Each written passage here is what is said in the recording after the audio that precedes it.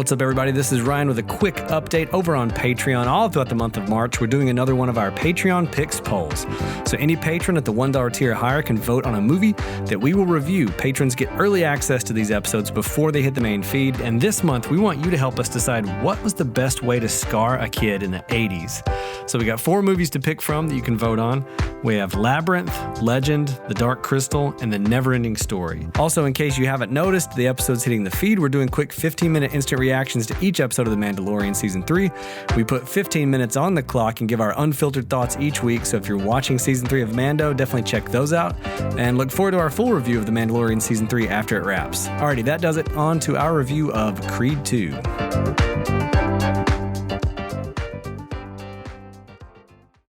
I really didn't like the movie. Okay, cool.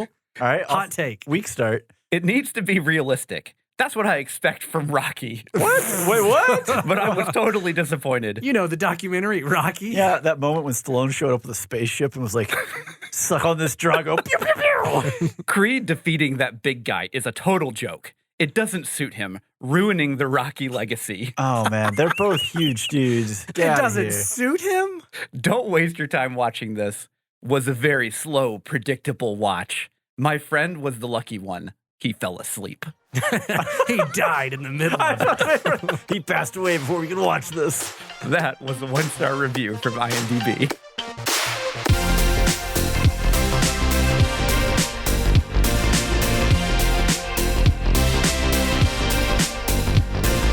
Hello there, and welcome to Spoilers Intended, a podcast about series and films.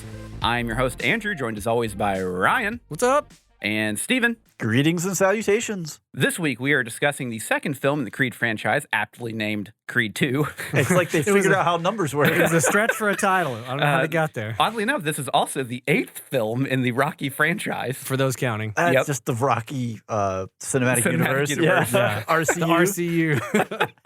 However, before we do get started and, get into the ring and throw some opinions around, Oh, I'm dodging these puns over here. I wanted to talk about some other inspirational films or TV series. Doesn't have to revolve around sports, but mine will. But they are going to revolve around yeah, sports. they were probably going to revolve around sports unless sure. you're Ryan. I don't know. Mine is not. You can start. Okay. Oh, Mine curveball. is probably the most left field one here. Okay. So Sports buckle reference. up. Let's We're go. going on a journey. Get in the car. Trust me. Whoa. I'm going to turn before we go Does off the cliff. van have candy? All the candy, little boys. Okay, here we go. Wow. Whoa. You're both little boys. Okay. 1992. A movie came out. Richie Rich? It inspired me to become rich. I'm still working on it. No, 1992. El Mariachi from Robert Rodriguez. Okay. If Okay. you're familiar with the we film. are super left field here. Now, if Yeah. you're familiar with the Mexico trilogy, he did El Mariachi, then Desperado in the Yep. 90s. Yeah. And then That's with Antonio Banderas, right? Desperado. Desperado. Yeah. So Desperado and Once Upon a Time in Mexico both have Antonio Banderas playing the same character that's in El Mariachi, but that's before they had Banderas on board. Yeah. Mhm. Right. So the reason El Mariachi is inspiring to me is way out left field, right? It's less about the movie itself Okay. and more about the production of the movie. The editing. Okay. Yeah. So I saw this movie in college, Mm-hmm. and so, a decade or, so after it had come out.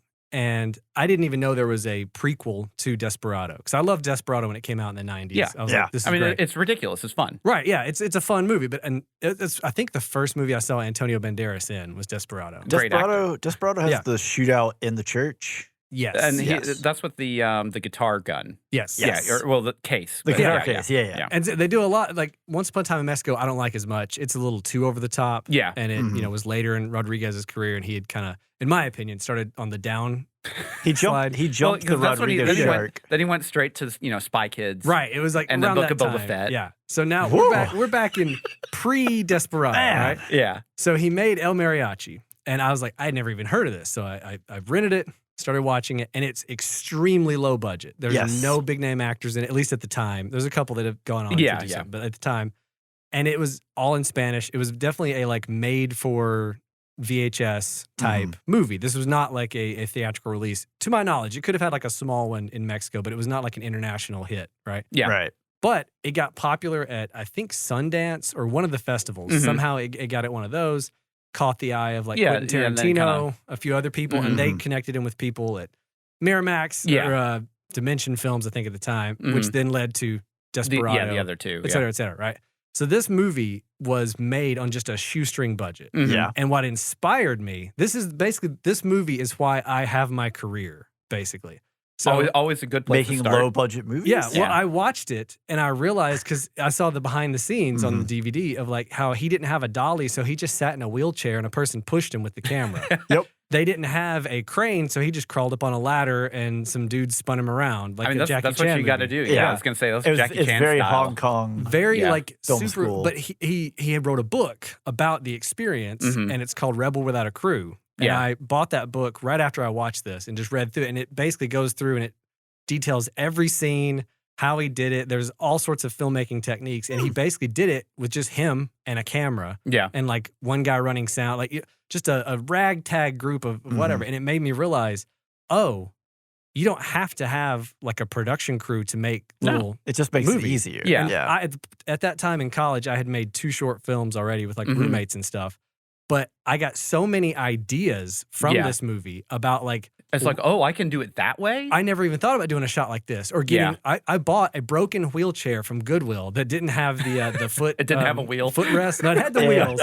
The wheels were important for this. And I used it to make a short film that was started off. It was a spoof of El Mariachi.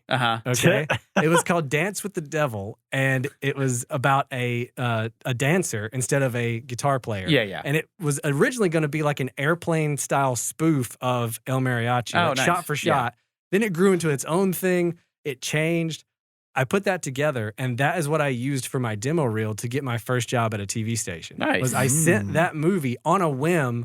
They had like a commercial production position available, and my aunt was like, "You should apply." I was like, "I don't have a demo reel. I didn't go to school for this. I went to school for marketing. And so she's like, "Send your movie," and I'm like, "Listen, this was like me and my cousins and my brother and friends like having fun in the backyard, and like this isn't gonna." But I mean, sometimes that's the best kind. Right. Yeah. I sent it.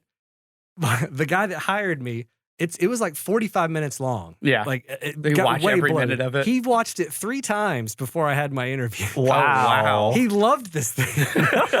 So he brought me in, and then that's how I got my first job in TV. And then, ever since then, been working in production and, video shooting and editing ever since. So El Mariachi inspired me that I can make movies, and then that led to me having like the job I have today, which is to me crazy because it's not like an inspiring sports story. It's not like I'm gonna become a mariachi and I learned how to play that. Yeah, well, it's the background of it. Yeah, but I mean, inspiration comes in all forms and fashions, and it's it's really, sometimes you don't think it's going to like strike you as much as it does, and then you're just like, ooh. Yeah. Ooh, yeah. Like, and then you either want to go work out or you want to go punch things. I don't know. It doesn't. Whatever it is. Yeah, whatever it is. And I think it's really important that media is a really strong part in that because a lot of times, if you're just in your daily life and then you get to kind of escape a little bit into a different story, and that can actually like add more to your life in some meaningful way. I think that's really important.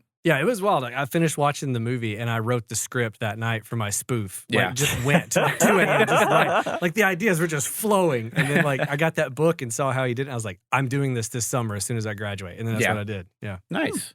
Steven, what about you? Okay, well, I'm going to reel this back in. Reel it back in. Reel it back in. We're going to go to 1993. Oh, wow. That's years away from 92. Yeah, we're just going to just a little slight bump here. Yeah. Jurassic Park, you wanted to become a T-Rex. A T-Rex. Absolutely. I sharpened my teeth. Little short arms. No, actually, I stuck with sports here. I went to Cool Runnings. Oh, yeah. So I wanted to become a Jamaican bobsled team. Yeah. That's what I wanted. There you go, yeah. You probably have a better chance of becoming a T-Rex. Well, you get those little inflatable costumes, right? And you just run around. Oh, there you go. Yeah, Okay. easy. Yeah. It's like $15 at Walmart. I don't know, inflation, probably 25. But yeah, I mean, this is an incredible movie, and I think what really sticks out to me from it as a sports movie, is the vast majority of sports movies revolve around the idea of winning. Yeah, we're gonna win the championship, the pennant, the series, whatever it is, and that's the end result. You know? Boxing, you're the world champion. Right? Yeah, basically every Rocky movie revolves around that concept. Right, and this one doesn't. because in the perfect world ending of this, they go home with the gold medal, and obviously that's not how this ends. Yeah. But they find their identity and kind of their sense of self in the process. Yeah. And there's a quote in there that's really stood out and kind of stuck with me since I've seen it and since I've rewatched it. I don't even know how many times. Where John Candy, Irv, is talking to it's not Yul Brynner. That's the big dude. I can't remember his name, but the guy who's kind of the team captain. Right? Yeah. And he's like, but because he got thrown out for cheating. He's like, well, coach, why did you cheat? You'd already won once and you're top of the world. And he's like, if you're not enough without it, you will never be enough with it. Yeah. I've seen that on YouTube. That clip. Just like, have you not seen the movie? I've seen the movie, but I was about to say, it's gonna be in trouble here. No. What the heck? I haven't watched it since the '90s, probably. It's been a long time for me. It's absolutely worth a rewatch. It's still a great film, and I think it's one of those perfect balances of comedy, drama, good message. All these things kind of come together to make some magic. It's on Disney Plus, isn't it? Yeah, it's a Disney. Yeah, and it's just a great film. And I think that quote and just kind of the circumstances of the movie kind of stick with me, and the idea of at the end of the day, you're like, Ricky Bobby. If you're not first, you're last. Well, everybody, not the most everybody, inspirational quote of all time. Not everybody is going to finish first. So it's a question of, well, what do you find in the sport? Well, Ricky, you could be second, you could be third. Hell, you could even be fourth. Yeah. I was probably high. I was actually wondering if that was going to be yours. No, mine is Ricky Bobby, Talladega Nights. Yeah. So yeah, that's mine. Yeah, good one. Throw that down there. I don't have, it didn't create my career. Yeah. No, but it inspired your life. That's bigger. Yeah, it inspired my life. I realized I'm never going to be first. You're not first. I got to find some way to accept something else about me. Yeah. So the first time, the first episode we did for Creed, I mentioned basically a boxing anime called Megalobox. Mm-hmm. But in passing, I also mentioned another one called The Fighting Spirit. Mm-hmm. And so I'm gonna bring it back to boxing, and then we're gonna move on into Creed 2. Yeah. And so The Fighting Spirit was a manga that was started in 1989. Okay. And that basically makes it, and it's still going. So that basically makes it one of the One Piece, is this you? So One Piece is actually the 23rd longest running manga of all time. This is the 9th. Wow. This has 136 volumes. I was just going to say, is this in terms of volumes or in terms of the how long it's been around? Time. It's just total time. Okay. Just because it's still been consistently going. Right, yeah. It's had consistent releases. Yeah.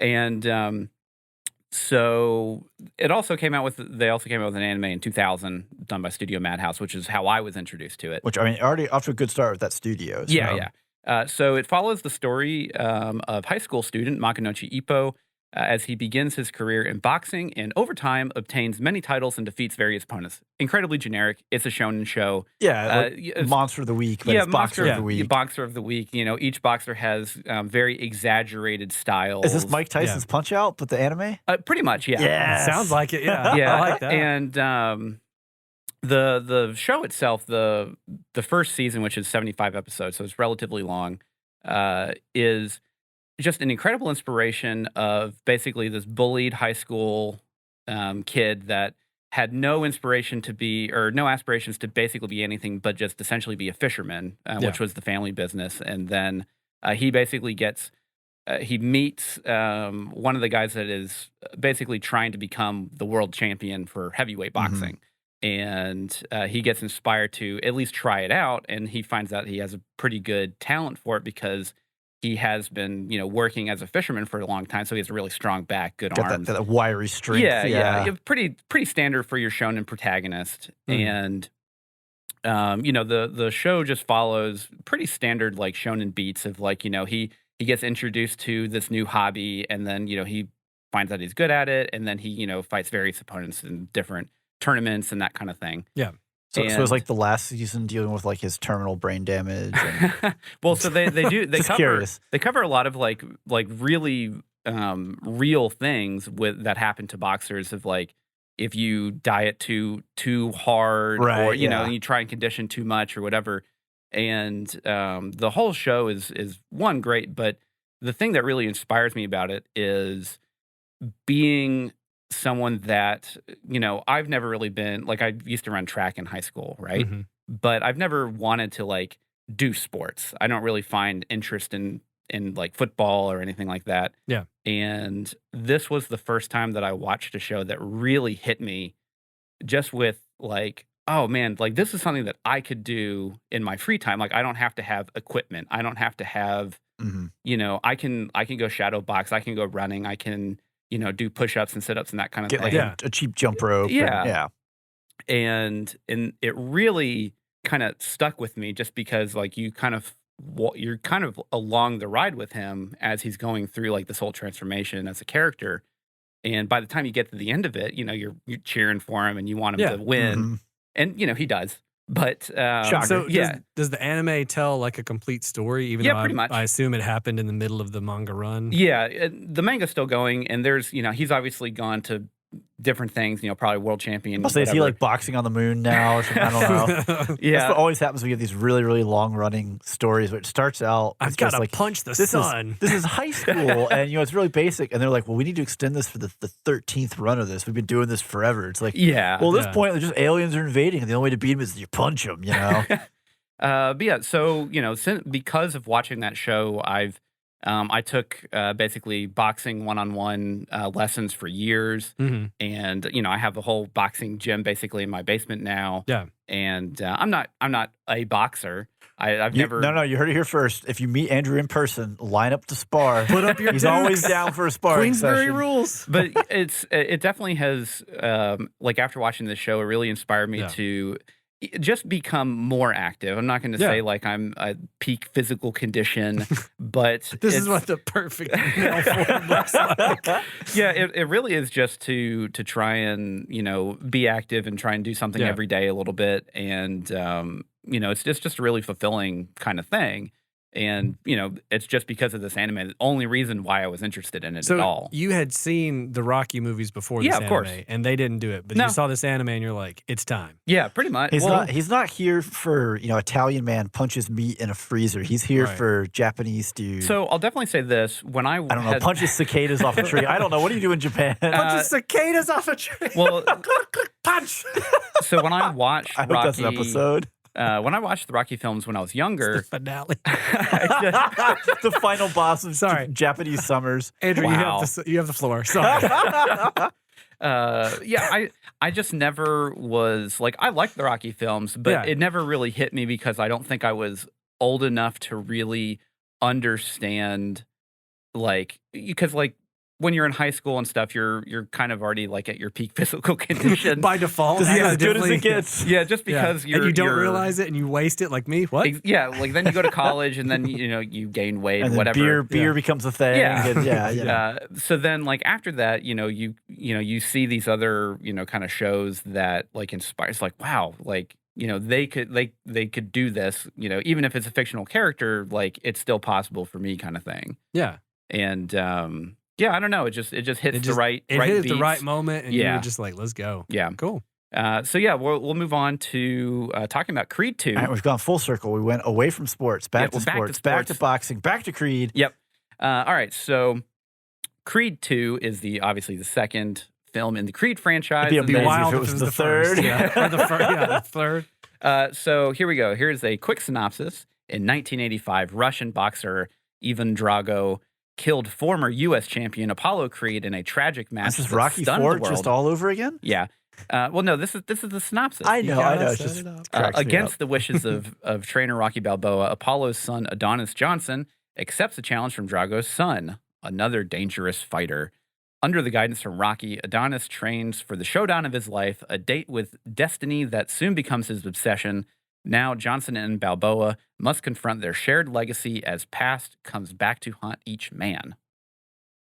So, give me some chills over here. Yeah, that was pretty good. So basically, this is essentially a direct thing. If you're familiar with Rocky IV, which was an absurdly ridiculous film, it's great. We solved the Cold War through boxing. Yep. Got him. There's a great spoof 30 for 30. Oh yeah. For Rocky IV that you can go watch. That's also great, yeah. But yeah, so Creed 2, directed by Stephen Capel Jr. Capel? I think Capel. Capel. Whatever. Stephen Capel Jr., so not the original director for Creed. Which is Ryan Coogler. Yes. Which that makes sense because there's some things I was going to bring up. But so in Ryan Coogler, the reason why he did not direct this one, he was in talks to do it, but he was busy with Black Panther. Yeah, because he did Fruitvale Station with Michael B. Jordan before he did the first Creed. And then, I would imagine he was Well, then him and Michael B. Jordan were both very busy for Black Panther, so this movie was pushed back to 2018, and then he was still busy with other stuff, so he couldn't do it. So Stephen Capel Jr. took it over, starring Michael B. Jordan, Sylvester Stallone, Tessa Thompson, Wood Harris, Cecilia Rashad? I was like, good luck. Felicia Rashad, there we go. She was Claire Huxtable on The Cosby Show. Dolph Lundgren and Florian Munteanu. I figured he was going for like Victor's actor's name there, which was why I said good luck, not, So the music was done by Ludwig Göransson. So same one who did Creed, also Mandalorian. He's so hot these days, man. He is. Well, back in 2018. But he's been everywhere, honestly. Yeah, he's been in a lot of stuff. It had a budget of $50 million, and it made a box office take of $214 million. So pretty successful. Yeah, probably made their money back on that one. Yeah, just definitely. Yeah, so this is, obviously the second one in the franchise for I'll say the reboot for the Rocky franchise. And I like how it's the sequel to Creed, but it's also the sequel to Rocky IV at the same time. Yeah. Yeah. So it's an interesting film. I'm curious what you guys think about it. Yeah. Why don't you pick it up? Oh, it's on me. All right. Well, I will pick it up. I enjoyed it. I liked this angle. I liked the approach they took to this story and kind of the way they flipped the story of Rocky IV on its head. Yeah, they did. I didn't want to say that, but they kind of they took the opposite approach. I'll get down in the mud, says Andrew. Stand by. Let me wallow in it. Yeah. They took the opposite approach of Rocky IV, where you had kind of Rocky was working his way up, kind of unorthodox training, versus Ivan Drago, who was like pure science, muscle, and whatever. Yeah, he's like a cybernetic human or something. Like barely human. The 80s in that movie. were wild. Oh I my love gosh. that movie so much. Both training montages are so good. Fantastic. But then they kind of flip it where it's Victor, Drago's son, who's really the scrappy underdog, borderline punching meat in a freezer kind of thing, trying to punch his way up. They can't afford meat. They can't afford it. It's the Ukraine. They can't afford it. I'll chase you in a car. It's like the best we got for you. And that was cross country. I was talking about that happened a lot. But yeah, I mean, I enjoyed it. I think it lacked some of the oomph that the original Creed had. Yeah, I think the difference with the director made a big difference here. I didn't realize it was a different director, and that it makes a lot more sense now. It does make more sense because I spent both fights going, where's the one shot? Where's my one shot? Give me a one shot. Yeah. And it just doesn't happen. Yeah. So that's maybe my biggest disappointment of the film. So before you talk, Ryan. Oh God, get out of here, Ryan. Well, because you were not part of the first Creed episode that we did. Mm-hmm. What's your thoughts on if you want to hear the thoughts on Creed 1, you can find them at spoilersintendedpodcast.com. Shameless show. I'm pretty sure they know that by now. They do now. They do now because he said it. Yeah. But yeah, give us your general thoughts, quick and easy for Creed 1. Quick and easy. Okay. Creed 1 was pretty good. I liked it. Okay. The biggest issue I had with it was simply that I don't like Adonis Creed as a character as much as I like Rocky. Or he is less likable than a protagonist generally. Which isn't necessarily a fault of the movie because the story they tell in Creed 1 is interesting. Yeah. But Rocky is just this lovable schlub, who's trying to make it. Even Apollo Creed has like cartoonish levels of like personality. He does. Yeah. And he's very over the top. Adonis is kind of like a harder character to not relate to, but like get behind initially because he has a chip on his shoulder. He's kind of brash. And he didn't have the immediate charisma, I feel like, that like Rocky had in the old ones. Not to compare it directly to Rocky, but just like when I watched the first Creed, I was expecting it to be, a Rocky movie in a lot of ways, and it is. I liked the boxing. I liked the cinematography. And by the end of it, after you get through, I don't want to get into any spoilers because we're before the spoiler wall, but like the halfway point of the first Creed, like this change happens. Yeah. And like the back half of the movie, I was way more invested in. The other thing I would complain about with the first one is the boxer he was going up against was like, he just had the personality of like a wet paper bag. I didn't care about him. Is that most boxers? I don't know. Well, it may be, but I just kind of like a caricature. Well, when you compare it again to Rocky, like in the first two Rocky movies, you have Apollo Creed, who is this very, larger than life persona that Rocky's going up against. Mr. T as Clubber Lang in the third one is a bit cartoonish, but he's like in your face, right? Yeah. Ivan Drago, come on, in the fourth one. We're not going to talk about the Rocky fifth one. Rocky V happened. Tommy Gunn was in it. It was lame. But like they were like these big villains that you wanted to root against. Yeah. And like this guy, I had more trouble because it was a more realistic take of like and so what you come to expect from a Rocky film. I got it. I found myself in the first one not rooting for Creed as much as I used to root for Rocky, and not rooting against the bad guy as much as I used to root against the other bad guys, if that makes sense. Yeah, so that I makes had sense. a little bit less of an emotional stake in the fight. Yeah. I think the execution of it was good. Like I like the story, the him and his relationship with Bianca. Tessa Thompson, Bianca was like interesting, and I liked it. I liked that angle. But it just like I didn't root for him or against the other dude as much as I did in the old Rocky movies. So I didn't have as much emotion in the fight at the end of it as I could have, I guess. Yeah. This one, Creed 2. Creed 2. Mostly the same feelings. Like I do have trouble still getting behind Adonis as a character. Again, I think his story is very interesting, and I like where they went with it. So it's not a critique of the story necessarily. It's just he still is that character. Yeah. And it's harder for me to get behind him and root for him as much as I would have like a Rocky or an Apollo or someone else.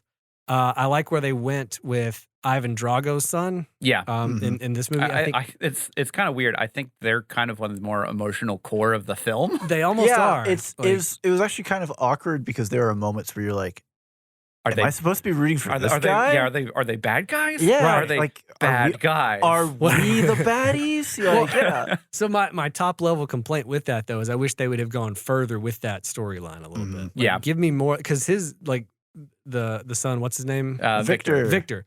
Victor does not get enough lines in the movie, in my opinion. He doesn't basically get any lines. Okay, so fun, real quick. Yeah. He is not an actor. He is an actual boxer. Sure, I knew that. Yeah.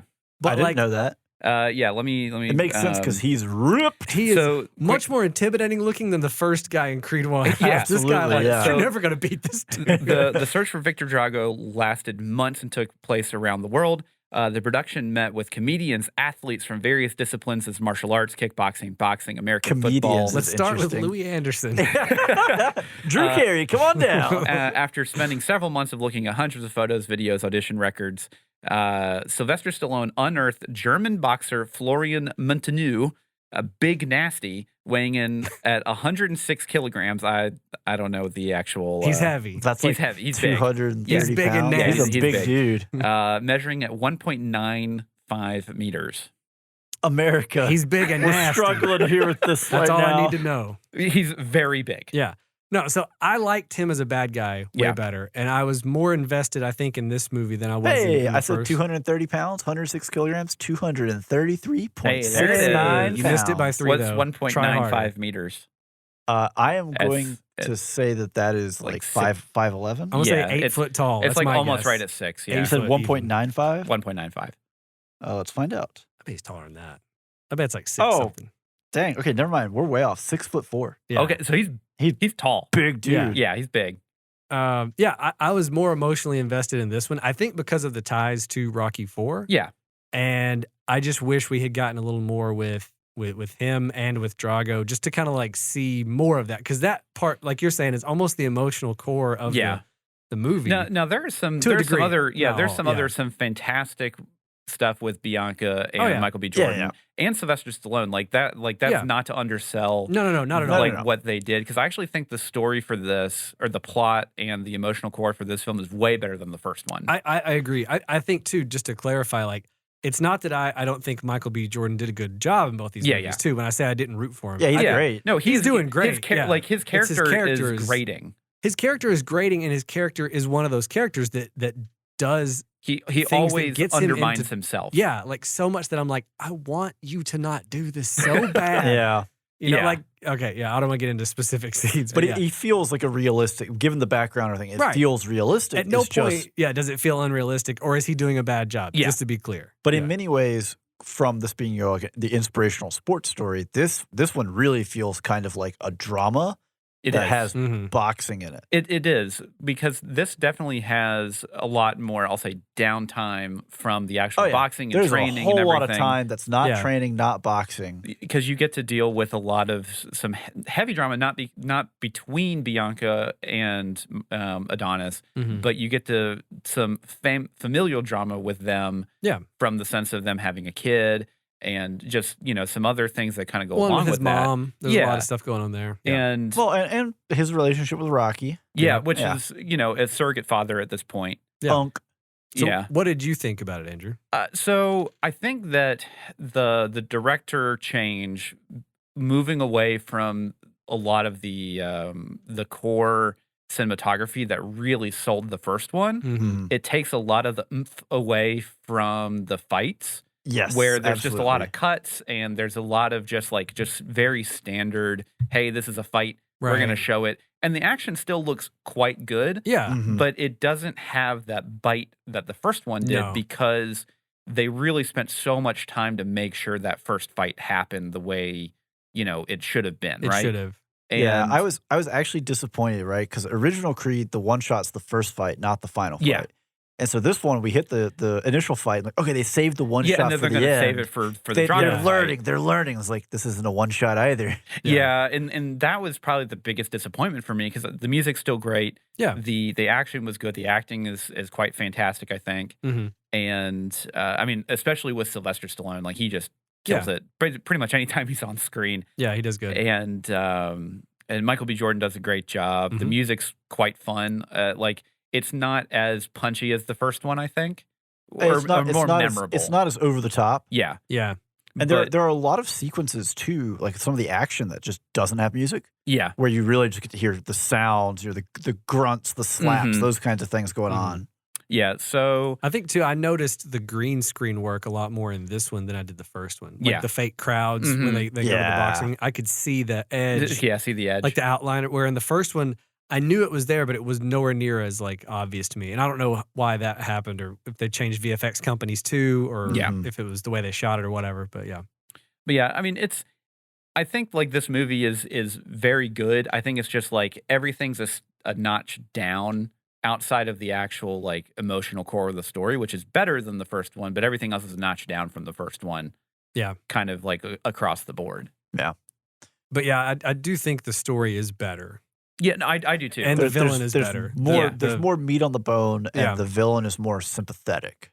It is, and I'm or relatable. Maybe. I'm glad that and more imposing. I think physically terrifying. He looks like again the first guy. Not to keep harping on it, but in Creed 1, he's just a dude. He's an actual boxer, also, I believe, but he doesn't look like he looks like a boxer. I mean, looks fine. This guy looks like a monster. Yeah, well, especially when you compare him against Michael B. Jordan, who is very he's not skinny. He's a built guy, and he trained for months. I think 4 or 5 times a day for this role, for the second film. It doesn't matter. It doesn't matter. My wife doesn't have the same frame. She goes, "How are they allowed to be in the same weight class?" And I go, "That's just what heavyweight boxing is, I guess." Well, heavyweight boxing is kind of there's a once you pass a threshold, it's congrats, you're heavyweight. Enjoy. Right. That's what I told her, and she's like, "Wow," because when he gets in the ring that first time and you see the size difference, you're like, it is. This dude's big and nasty. A massive difference, and whenever you're that much taller, you have such a reach compared to the shorter guy, and that's one of the biggest things of you have an outboxer like Michael B. Jordan's or Adonis is, who is built on speed and dodging and not really taking hits, even though of course it's a Rocky film, so of course he does. Yeah, and he doesn't use his hands to block, but whatever. Ever. But then you have someone like Drago or Victor, who is just a powerhouse, like Mike Tyson kind of level of just I'm gonna be here. I'm a mountain. You have to fight me. So, random question, since you know a little bit more about boxing than I do, obviously. Why don't someone as big as Shaquille O'Neal, 7'4" or something, why don't people that large box? Is it they're too big and too slow? I mean, you have to cover a tremendous amount of real estate for one. So if you look at, I think it's Tyson Fury. He's a modern boxer. Yeah. He's pretty tall. I think he's 6'5" or 6'6" or something like that. It's just one of those. there just may not be a lot of really tall guys that want to box. I don't know. Right. No, I just, in my head, I'm like, when you're talking about reach and that kind of stuff, I'm like, man, if Yao Ming decided to like box, this guy would reach across the ring and smack you. There may be a height limit. I honestly don't know. Right. Well, and the part of the issue too, though, is when you have all that reach, once you extend the reach, if someone steps inside that, they can punch you 8 times before you can pull your arm back. They have like 6 foot of stomach to work up and down. And you're still trying to pull the arm back? Yeah. Oh, God, my arm's so long. Moving back to Creed 2 before we get off on the tangent. Can you imagine Yao Ming trying to get in and like throw like a body hook? He'd have to like get on his knees to hit someone in the stomach with his fist. Yeah, but if he did, kabowie! Straight to the moon. But yeah, I mean, like I think the film is good, and I think it's definitely worth watching. Especially if you like the first one, this is just more of the same. Yeah, if you're a fan of Rocky films and you like the first Creed, line up, right? There's no reason not to watch this one. Yeah, it's really good. I like the story better than the first Creed, but I do think everything else kind of takes a tiny notch, a little bit notched down. Yeah. So we'll just go round robin here. Would you watch it again? Would you recommend it? Who would you recommend it to? I would definitely watch it again. Specifically, if I was trying to marathon all the Rockies, which I do every now and then, like I would add. Yeah, so you like go all the way through till 4, does 5 and then skip to Creed. I usually skip 5. Oh my gosh, 2006. Hey, 6 ain't that bad. It's not that great.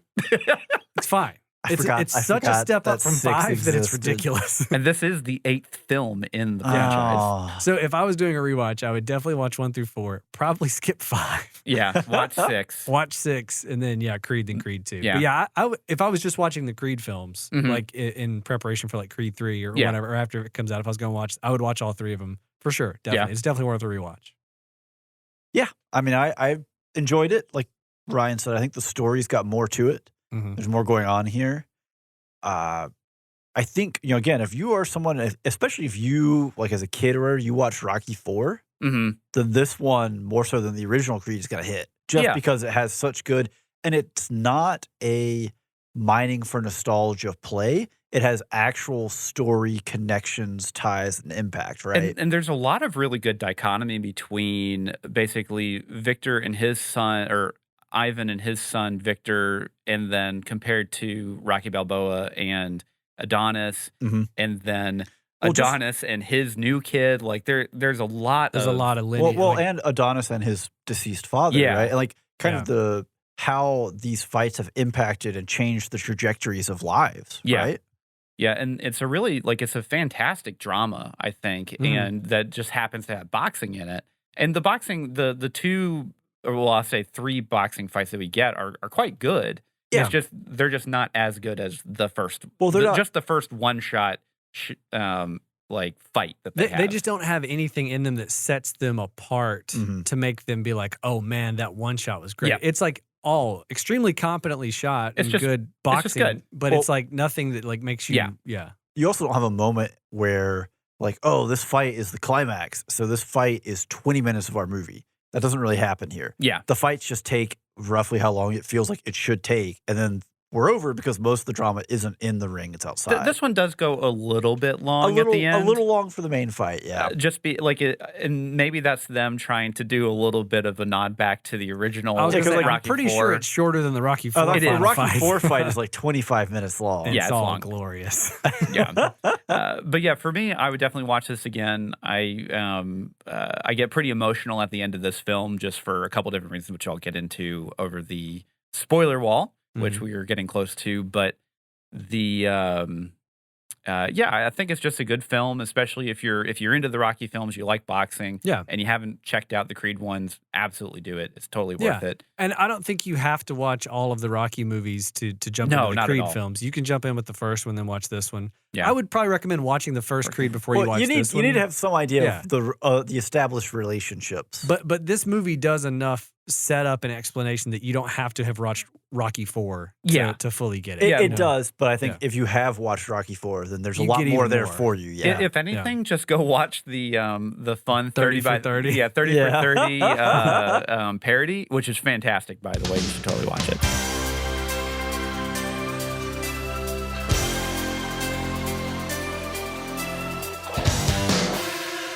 So you're in the ring with us. you can go more rounds, right?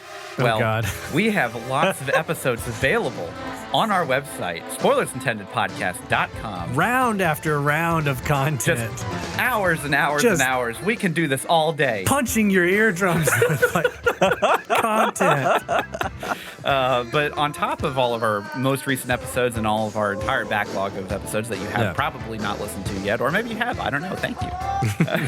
Either way, we love it. Yeah. Our website also has links to our Discord and our social media accounts, Patreon, everything like that. What can you do on the Discord? Well, our Discord has lots of fun stuff that are not always episode related or podcast related. Yeah. We have channels on what we're listening to, you know, what we're playing. What we're playing, what games we're playing, what we're reading, hobbies, all sorts of fun stuff. And we also have, you know, things that are related to... we have discussions about episodes. Yeah. And we have a Patreon section for patrons to talk about those bonus episodes. And we got a little bit of everything on there. Yeah. You can also check us out on Facebook and Instagram. Sorry, that is the only socials we have. We don't have Twitter. We made it easy for you. You only have to follow us in 2 places, Facebook not 6. or Instagram. Pick one. Simple. Or both, yeah. Who knows? But every week we drop info on what's coming up next, what we're getting ready to review, so you can prep and keep up with the cast. If there's something out there that maybe you haven't seen in a while and you want to watch before you hear us jibber jabber on about it, or maybe something you haven't thought about ever, check it out. You won't know unless you're following us on socials.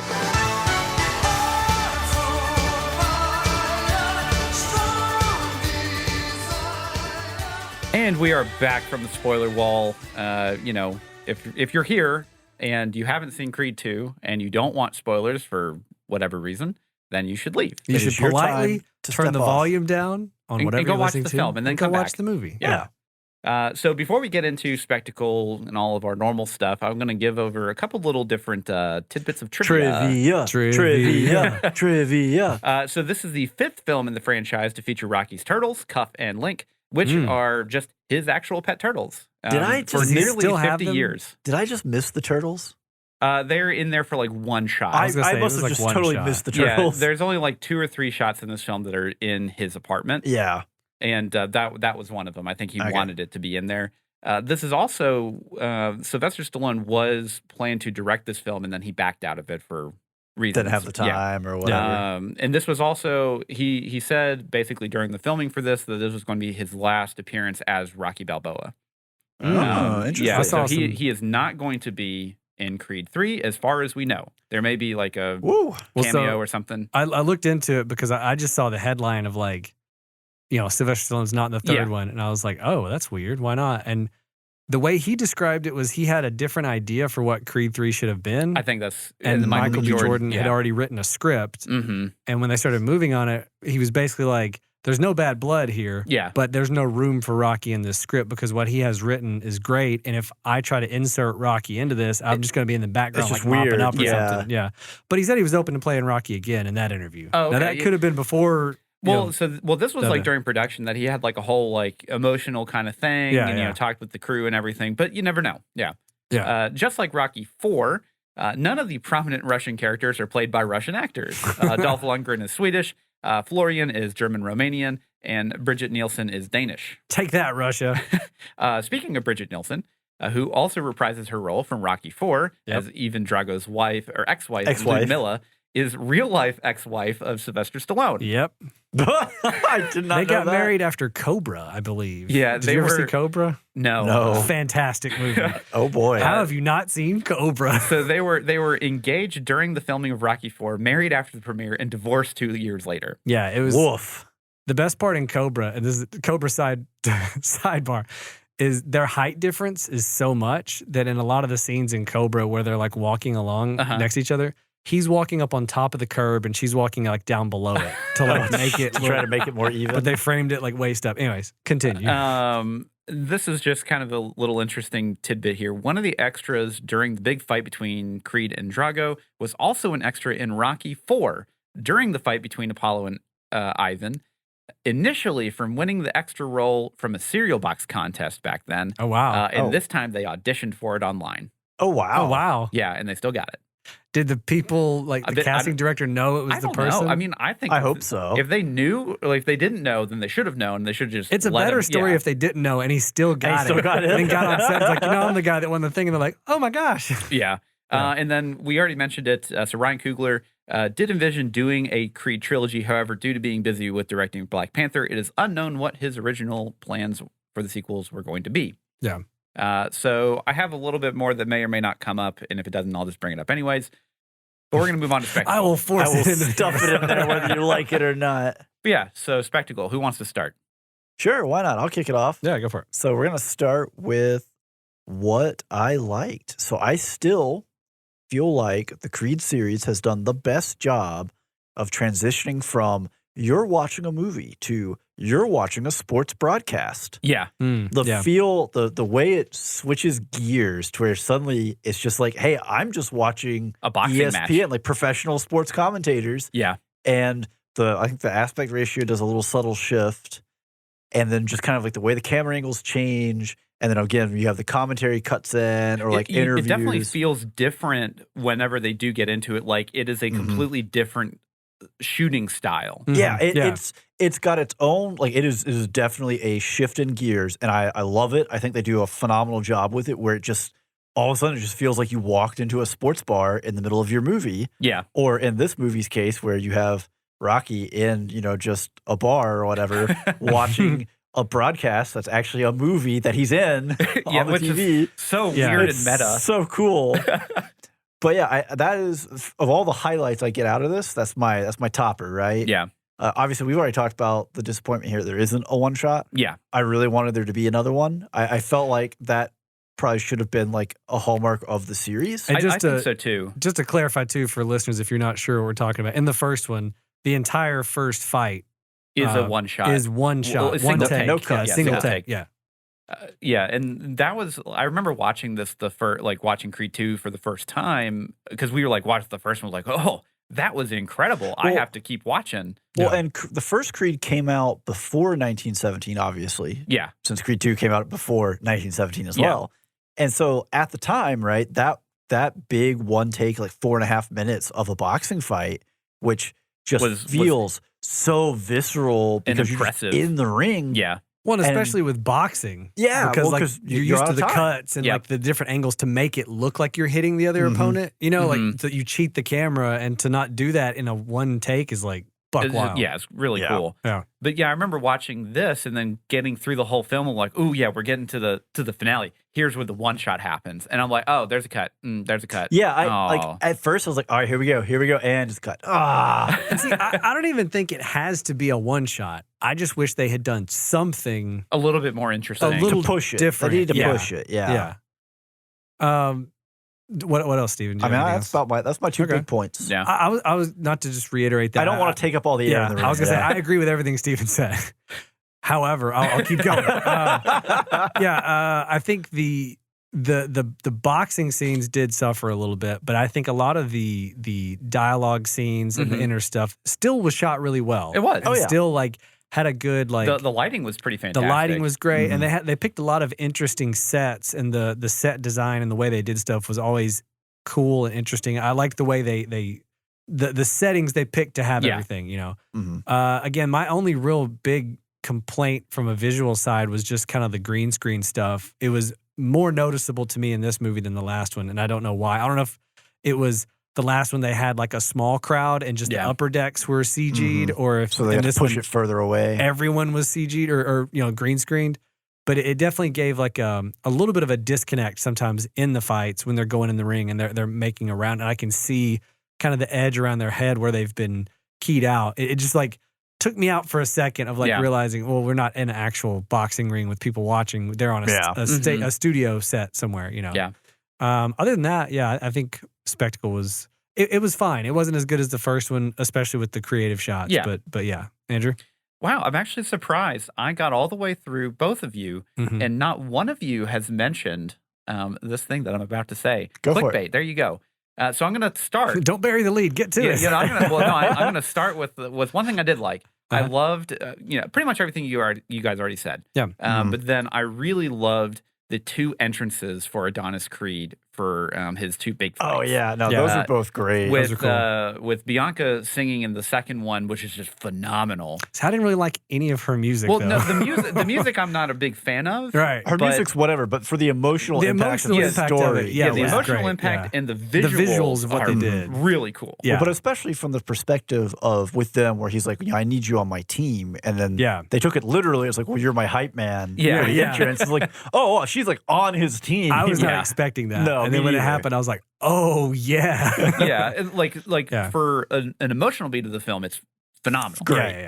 I'm not a big fan of her music. That's this was more personal taste. So the thing that I actually surprised that you guys didn't catch was there's a lot of them. I'm not going to say speeding up film, but there is a lot of not even going to say jump cuts. I'll say snap cuts, quick cuts during the fight to make their punches quicker. Yeah. And it happens a lot. Oh, I does. see. I just sort of accepted it because we weren't getting like a one take. As far as I knew, they didn't do it in the first one, or I never noticed it in the first one. I noticed a couple times, but it did not bug me. It didn't make me take me out of it. There was one pretty egregious one where Adonis does kind of this weird upper hook that just it is just his arm goes up and it immediately hits the dude. It just snaps. And but then there's a couple other weird spots of where they basically had to stabilize the film on the face to possibly hide that they didn't actually get hit. Well, I think it's I don't think it's stabilization because I know what you're talking about. I think it's they CG'd it to look like his face got hit I think when so. it didn't. It was like a whiff, and then what they did is they digitally moved the glove. They stretched the arm out, and then they moved. It's like they stretched the face or something because it looked like the head specifically looks weird.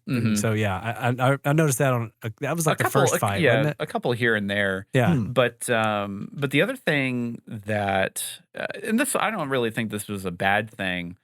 So to say, but yeah, I mean, the fights just didn't have that snap that the first one did. Well, they didn't have the same just energy. Yeah, there were a couple of hits from Victor Drago's son that were pretty bad. They were like, "Ooh, that's gotta hurt," but overall, it didn't have as much of the the snap as the first one. Michael B. Jordan takes at least 3 shots directly to the chin. Oh yeah, that he just gets right back up from. Man.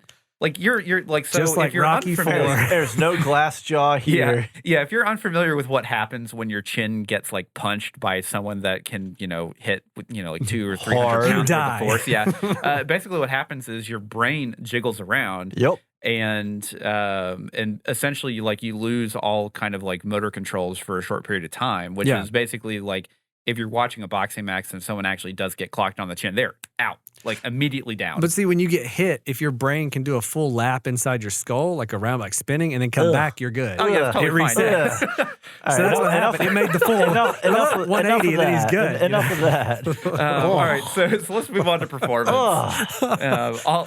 Steve. Wonderful note to finish that out on. It just makes a spin. If it makes the full 360, you're good. It's just the sloshing. Yeah, it's right back online. Oh my gosh. Stops anywhere between stop it. So I'll start performance here. I thought Tessa Thompson did a phenomenal job. She did really good in the first one, but she did way better this time. She's got way more to work with. She has a lot to work with. Yeah. And the scenes with her and Michael B. Jordan, especially when they're kind of dealing with kind of the fallout of their kid, is going to be deaf or whatever, or maybe deaf. Maybe deaf. Maybe deaf, man, that scene of them in the 2 different rooms when they're doing the audio test. Man, where she's really trying to tell from his expression what the results are. His expression never. And he's trying to keep it cool, but he's trying to hold it together. Oh, that's probably the scene of the movie right there in terms of acting. Nails just it. absolutely brutal. And I mean, she did a phenomenal job. I feel like in the first Creed, the problem with her character and what she had to work with compared to this one was that she was just kind of unnecessarily. She's just the love interest. Well, kind of thing. It was there has to be conflict, so let's just make her mad at him here. Even though right here she would be kind of mad, but let's make her really mad for plot reasons. Well, and sometimes especially, and this is kind of getting into more than the plot, but her friction with him in this film is basically hey, we want to start a family, we want to have this long-term thing, and you were just going head first into these fights that really don't need to happen. Well, also you're flirting with the dude who killed whose father killed your father. Yeah. And like that could be the same outcome of you in the ring with this guy. Yeah. Like, and it definitely like layers on top of each other. And just those kind of interactions just did such a good job to really bring out the emotion in this film. I'll cede the floor. So for me, I think some of we'll say my favorite performance pieces, right? So the first one, it was all about Michael B. and Stallone. Yeah. Here, obviously, we have to have the conflict, we have the split, but some of the stuff as they kind of reconcile, even though it feels maybe a little too fast for the plot. A little bit. The actual bits in there I thought were really great, but the favorite outside of just the slam dunk acting that is their reactions over their daughter. Yeah. For me, I think is Rocky going to the tombstones to talk because he's just an old, just a guy, just a dude who doesn't really know what's going on. He's working things out, right? And at the end of the movie, we have Adonis doing the same thing with his father's headstone. Yeah. And, talking to his dad and the reasons why he had to do the fight. And, well, let me introduce you to someone. Like those two bits hit pretty good for me, where it's like, oh, wow. So I thought those were great. Tessa did a great job as Bianca. Yeah. And again, I think a lot of that was not that she did a bad job in the she first just had one. a lot more to work There's with. just way more to work with here. And another scene that really stood out to me was when he went to propose to her. Oh, that was great. Man, that was a good one. Because he's talking out with Rocky, and Rocky's just like, look, man, you just don't think. You just got to do it. And then he's like, hypes him. This is a big, intimidating dude who like gets out there and fights. And he's got to heavyweight champion of the world. Yeah, he's got to build himself up for this moment. And he goes through everything, and she doesn't have her hearing aids in, so she's just like, "What?" Yeah, I'm pretty hungry. We should go get some food. And then hear a word I said. You get the second layer of that scene where she's upset because she didn't hear what he said, and she's self-conscious about this, the hearing, problem, and so there's that layer, and then he totally makes up for it. It's an emotional roller coaster. That whole scene was great. Yeah, because you don't want the characters to come out of that scene like mad at each other because no. I mean, like, and there was no. I was way that worried was they were going to do that for a second. I was like, too. oh no, don't do this. I thought they were going to like make that the payoff at the end if she says yes or something like that, but they didn't, thankfully. I don't want to harp on it too much. I'll just repeat that I wish Dolph Lundgren, Ivan Drago and Victor Drago had gotten a little bit more because I like their dynamic, and I like that idea of like, here's this dude who is fell to ruin after he lost to Rocky, and now he's living everything. It cost him everything. Wife left him. Now he's training his son. His son doesn't like that his mom just left him, and he's got just the whole mentality of like, she left us because I lost. Like, we're losers. We got to become winners. Yeah. I just wish there was more of that. I know there's enough of it to some degree in there. I just wanted more of that. It really interested me. Well, it was a really interesting take on our villain's story. Yeah. And also because it's the fallout of Rocky IV, because we don't see it. We don't think about it. Rocky's the hero. You're just like, the commies are beaten. Cold War's over. Time to go home. No big deal. But I feel like Victor specifically, that one scene he has after that dinner party where his mom shows up, that I was like, give me more of this. This is great. Him actually like showing that side and seeing Ivan trying to explain to him why this is important. We got to hobnob with these people. I wanted to see more of that, but I thought they did great. Now, I got to say, for plot reasons, that whole sequence was great. But we'll get there. We'll get there. I have so much to talk about with Victor and Ivan, but but I do want to give a quick shout out to Felicia Rashad as his mom. Because Claire Huxtable, Cosby Show, I thought she was great on that. Loved her.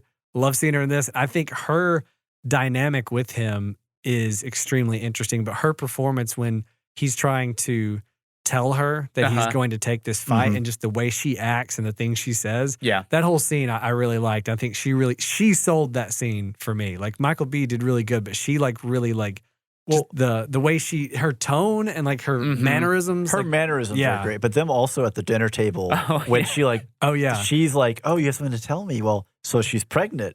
And then she goes to the signs, and Bianca's like, man, am I? No. And then she spits the wine back out. Yeah, that's great.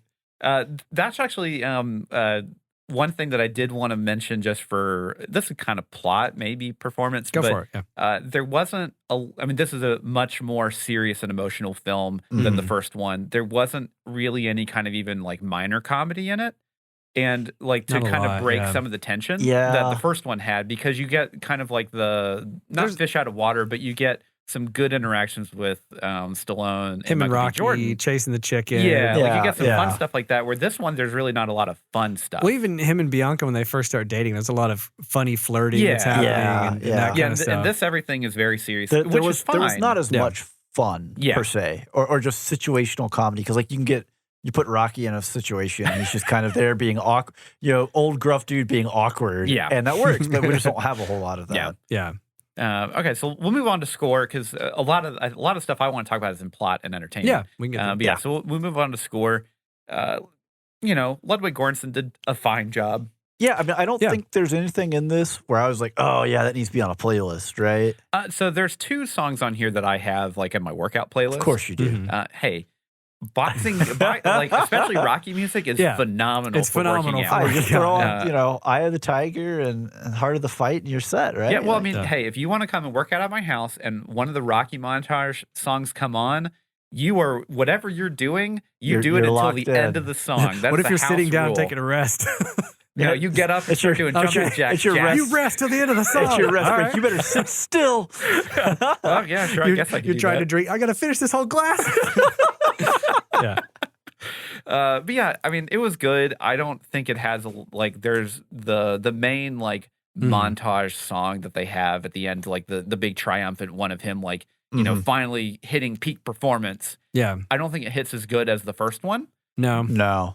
But it's still good. It just doesn't have that same like edge that the first one had, where he's like in Philly doing like all the stuff that Rocky did. Yeah. Well, I feel like some of the tracks where they like do the the callbacks to the Rocky score and stuff are good, and when they do hit like some of the Rocky score and the you're like, ooh, yeah. I can't remember the name of the song, but it's when he's in the ring and it's like things are turning around. Yeah, they do that in the final fight. Yeah, where they give you just a little bit of it, and then there's a little bit of a break, and you're like, man, did they just tease me some Rocky? Yeah, and then he gets up and lands a big hit, and then it hits with a full force. Like, oh yeah, they did. Okay. Those parts I like, because again, it calls back to a score that I'm very familiar with. Yeah, I mean the Rocky soundtracks for the originals are phenomenal. Oh, phenomenal! Yeah. So like anytime they did that, I liked it more. Yeah. I wish there had been more like original stuff that hit me as hard, like a new classic, a new one that was like, this is taking the place of the Rocky theme. Y'all don't even need to call back to it because this is awesome.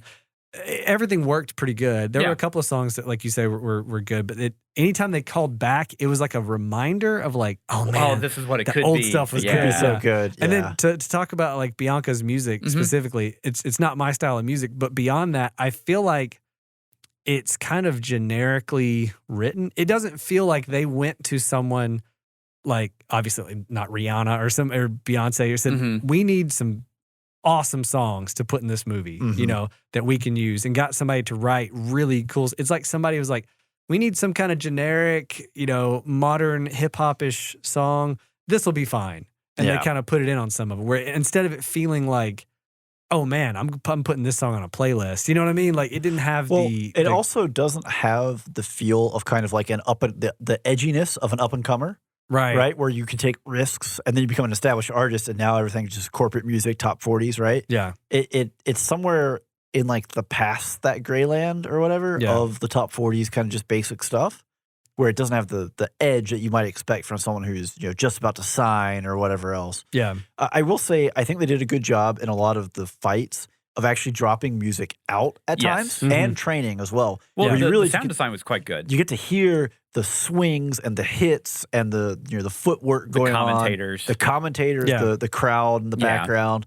And that was, again, one of those things where they it's like you dial in from being a movie into a sports broadcast. And you're like, ESPN's not just like playing background music to a football game. It just doesn't happen. Yeah. I mean, they could.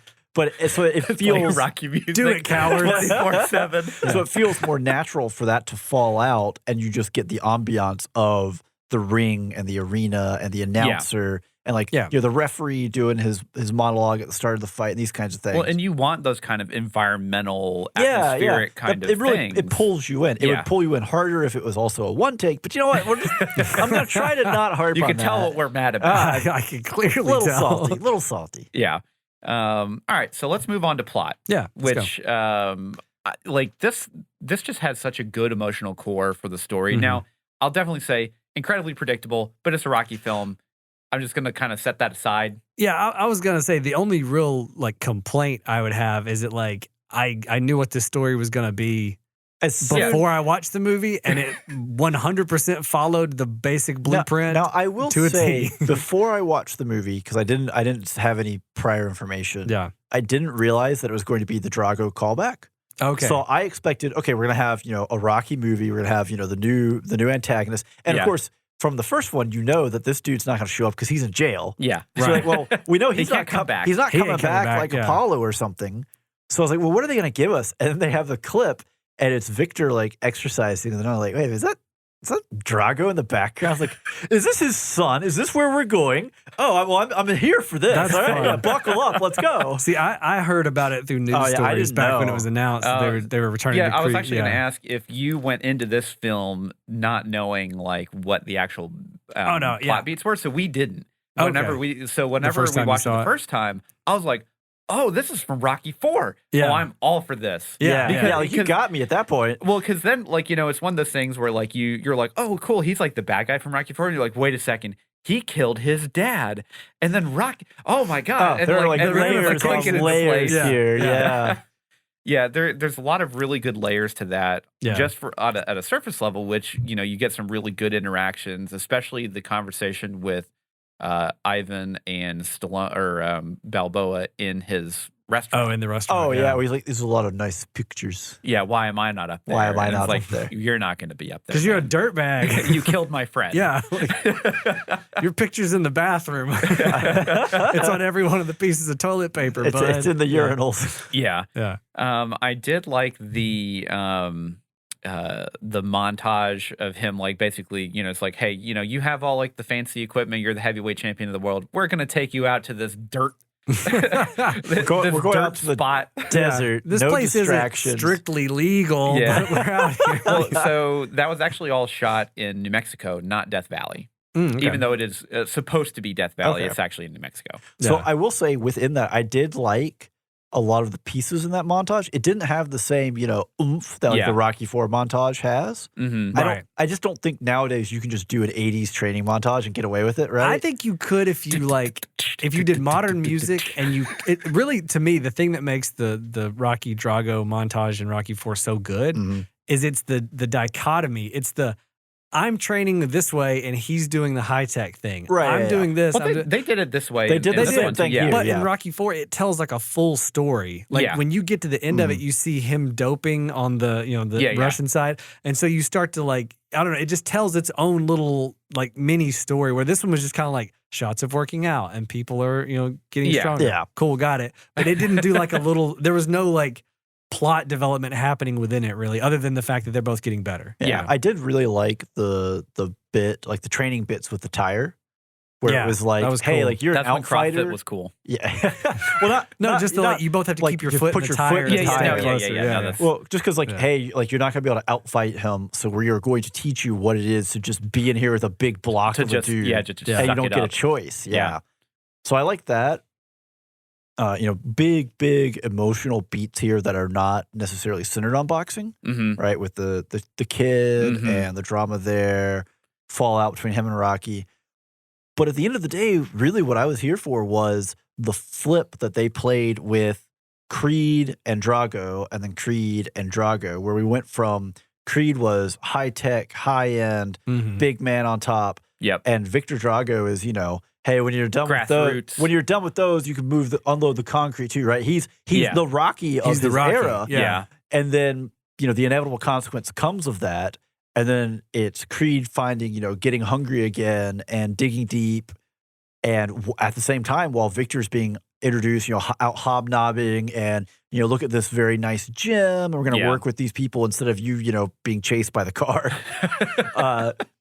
So I loved that flip and that play of basically like, hey, do you want to succeed in a Rocky movie? You better be the underdog. Yeah, right. So the one thing that I love about this film, especially with Victor and Ivan, and then so like they everyone's like for the whole film, everyone's playing on you need to throw in the towel. Oh, you need to. loved Oh it yeah, when there's so Drago- many plays around that. And it is one of those things where it's like no one had the courage to do it except for Ivan when he realized that he could possibly lose his son. Yeah. Mhm. And it's one of those things where like it didn't redeem him as a character. He Oh, still no. killed Apollo Creed and stuff like Sure. that.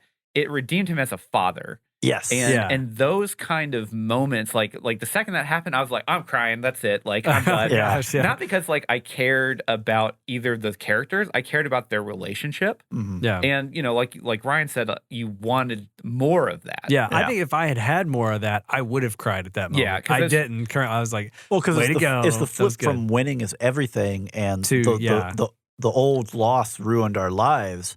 To where And we can make a you, life you of must our own. win, and then like, hey, we can't win at this cost. Yeah. Right. Yeah, it's not worth the cost of me losing you or you being crippled for the rest of your life or anything Yeah. like that because of my ambition or my misgivings or Well, whatever. and as a like parent. Victor is willing, like he's got nothing, and he's still standing up in there to take the blows because this is all he has, right? Yeah. Like this is it. Well, and that's everything that Ivan has drilled into him. Yes, yeah, all of his, however many years of warping this child. Yeah.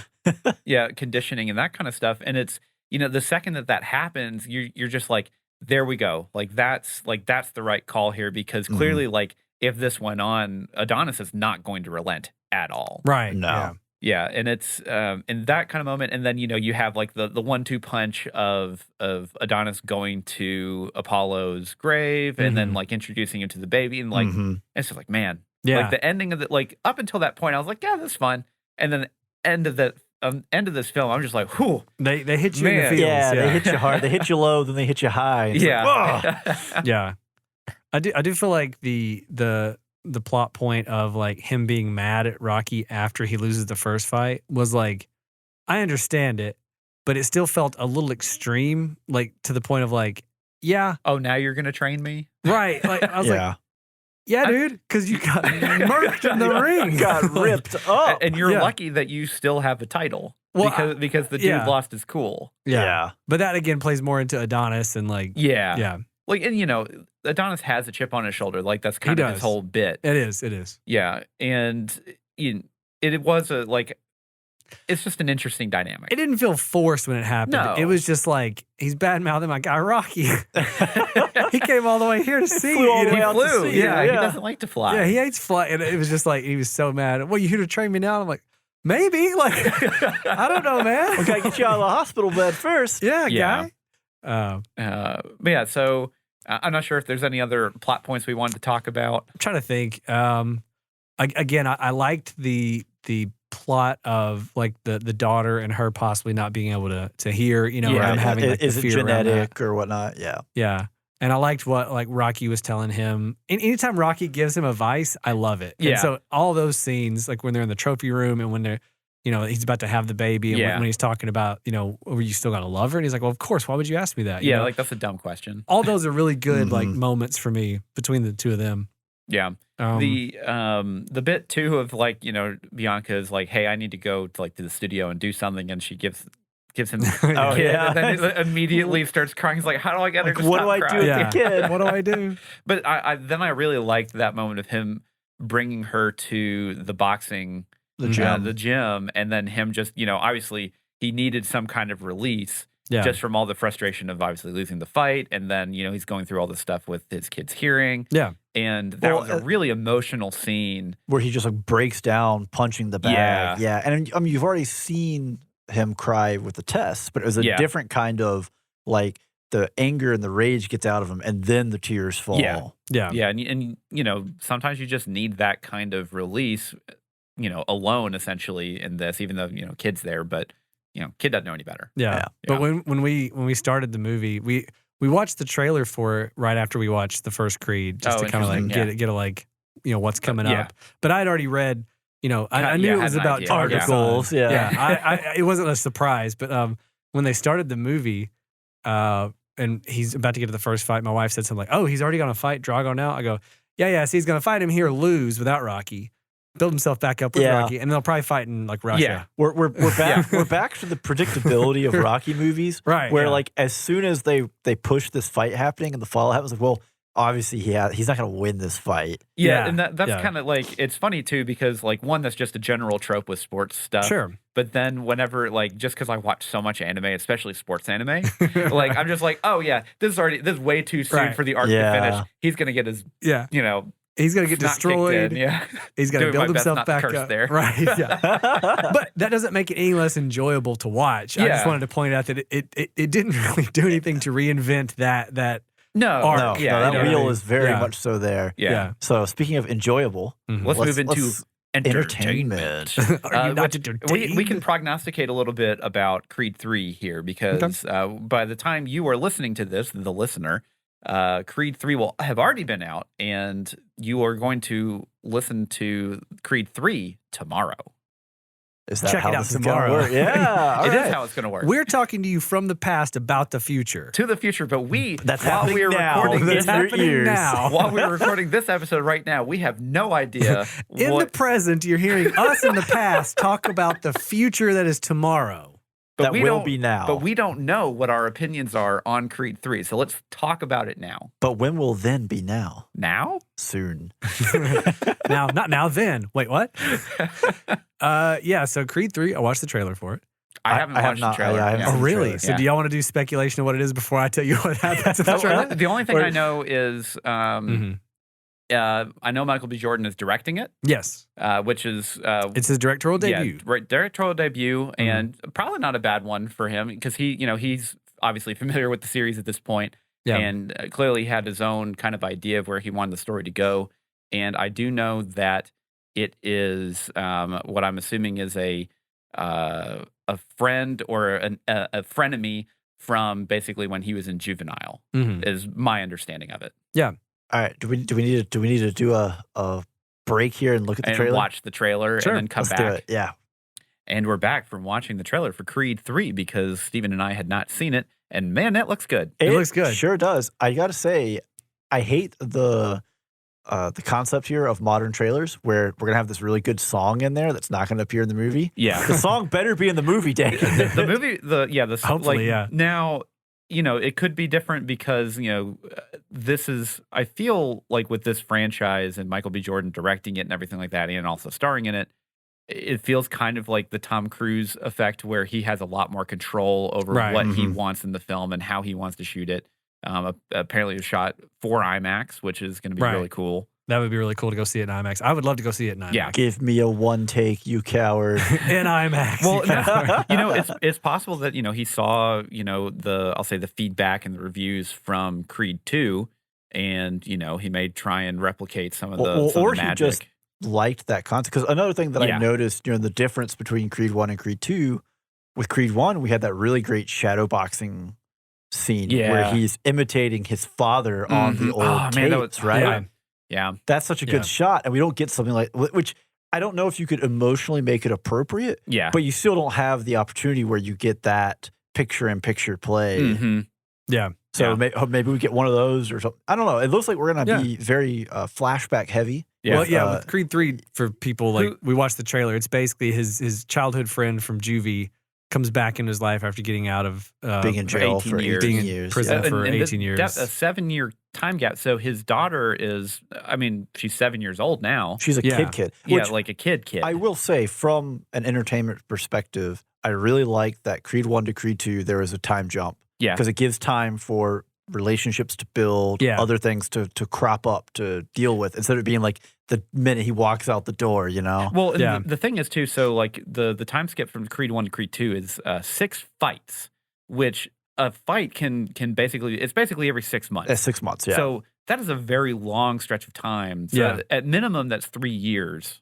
Right. Worth of time for him to get up to this point to where he can fight for the heavyweight champion of the world. Yeah.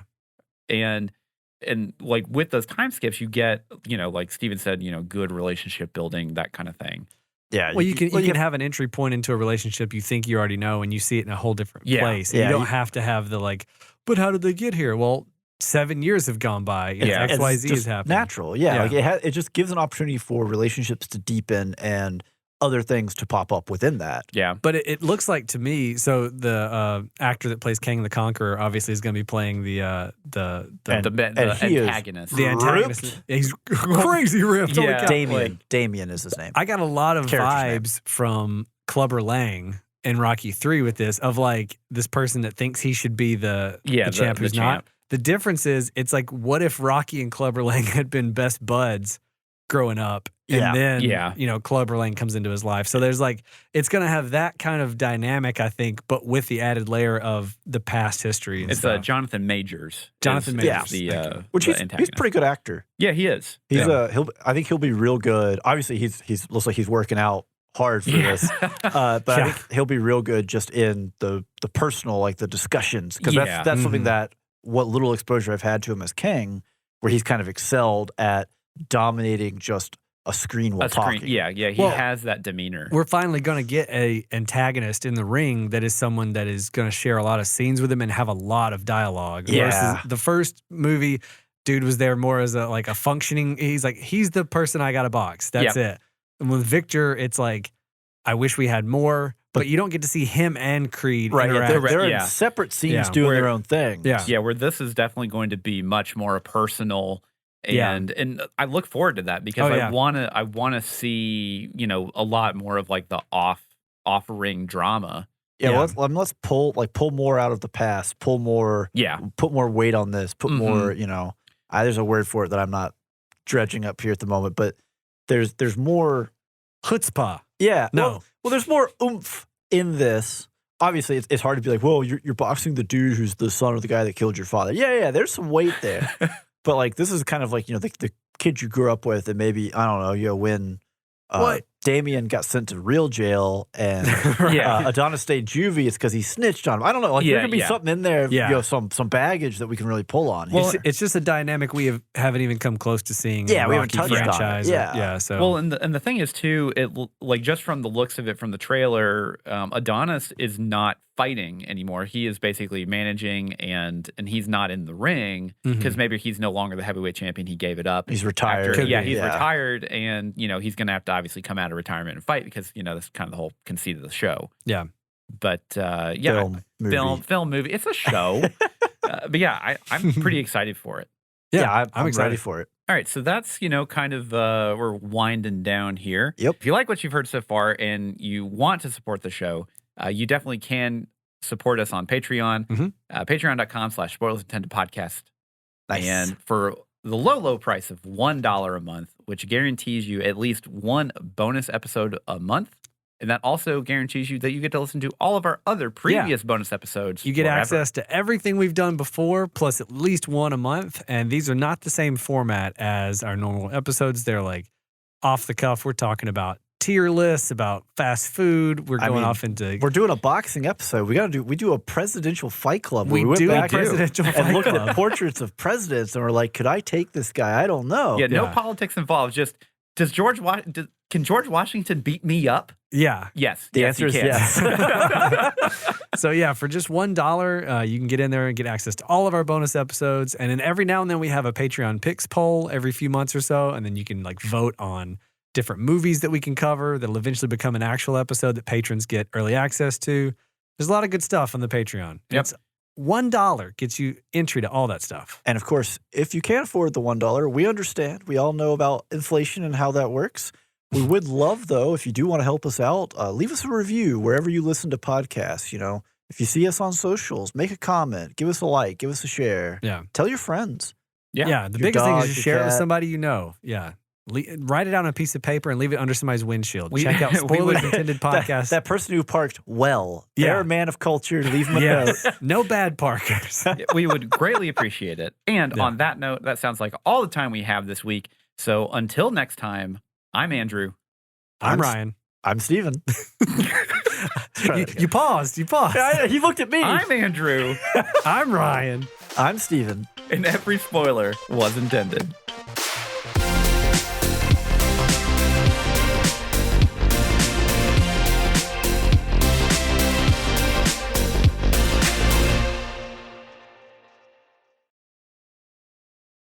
Gotta work on that patience. It's a virtue. There is no patience here. Only Zool. Only Zool.